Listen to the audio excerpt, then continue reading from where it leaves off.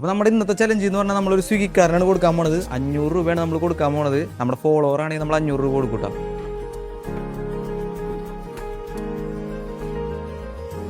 ചേട്ടൻ്റെ പേരെന്തായിരുന്നു? ഞാനൊരു വീഡിയോയുടെ ഭാഗമായിട്ട് ഓർഡർ ചെയ്തതായിരുന്നു. ചേട്ടൻ്റെ ഇൻസ്റ്റാഗ്രാം ഉണ്ടോ?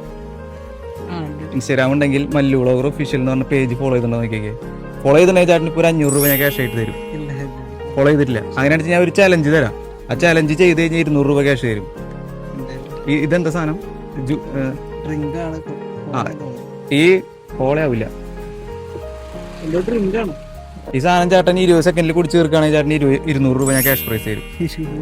ആ ചെയ്ത് നോക്ക്. പൊട്ടിച്ചോ?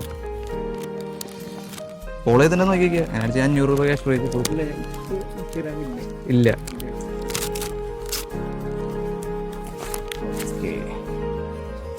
ഫോളോ ആയിരുന്നാ? അതെ.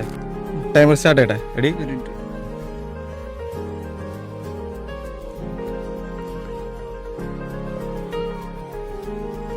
Okay, ready, start.